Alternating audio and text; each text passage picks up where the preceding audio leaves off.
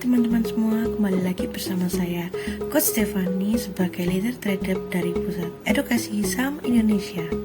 Pada kesempatan kali ini akan membahas mengenai emiten Cepin dan juga Wika. Namun sebelum kita membahas kedua emiten ini, apakah teman-teman ada yang mengingat dengan video yang ini?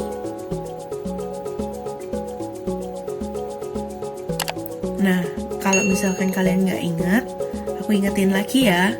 Jadi dari video live YouTube kemarin mengenai prospek saham dan ekonomi tahun 2021 bersama dengan Dr. Leo Herlambang dan juga Coach Pusat Edukasi Saham Indonesia, membahas mengenai indikator apa saja sih yang dapat dilihat apabila Indonesia mengarah ke arah positif. Yang pertama, kita dapat melihat bahwa harga CPO atau minyak dunia secara global itu meningkat. Kemudian yang kedua indikatornya yaitu sektor properti mengalami peningkatan. Kemudian yang ketiga ada indikator sektor finance juga mengalami peningkatan. Kita bisa melihatnya itu di minggu terakhir ini.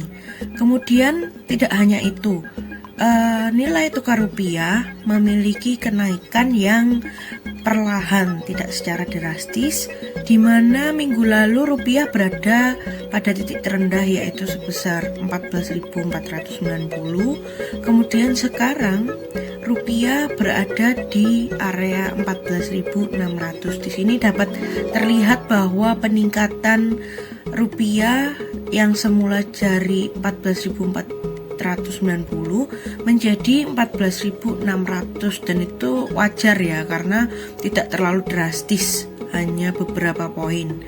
Nah, tidak hanya itu, suku bunga acuan Bank Indonesia atau yang biasa disebut 7 days reverse repo rate menunjukkan pada Februari 2021 kemarin diubah dari 3,75% menjadi 3,5%. Kemudian tidak hanya itu, kita melihat harga emas dari bulan lalu sempat berada di titik tertinggi yaitu seharga 950.000 per gramnya. Namun sekarang harga emas juga sudah mulai turun di area 862.000 per gramnya.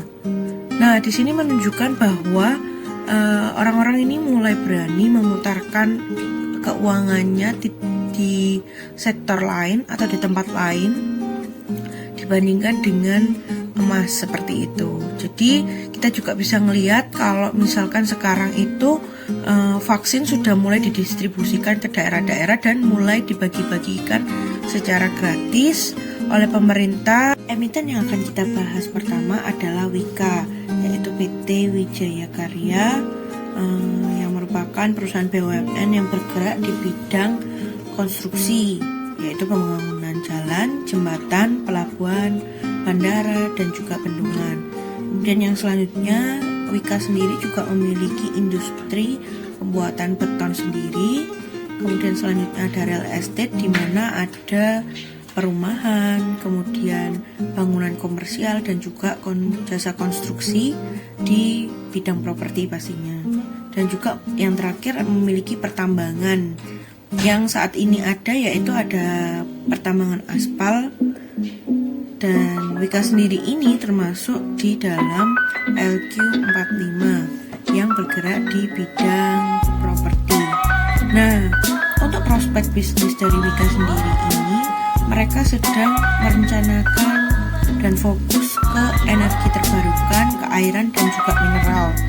Untuk metal dan mining sendiri ini, mereka sedang menginvestasikan smelter dengan teknologi RKEF atau Rotary Clean Electric Furnace dan juga HPAL atau High Pressure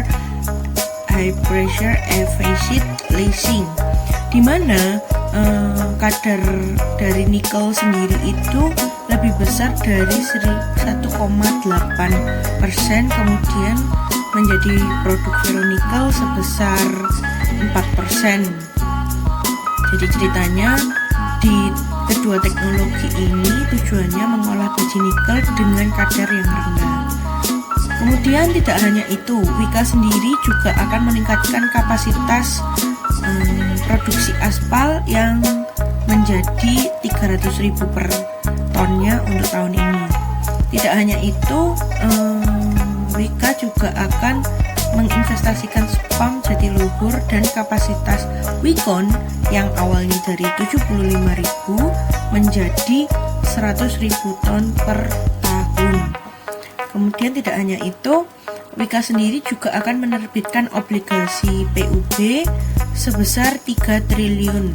Untuk trading Wika sendiri, kalian bisa masuk di area 1420 sampai dengan 1455 dengan take profit 1.500 sampai dengan 2.000. Kemudian untuk investasi jangka panjang juga bisa dilakukan untuk teman-teman semua dengan target take profitnya yaitu 2.000 sampai dengan 2.500.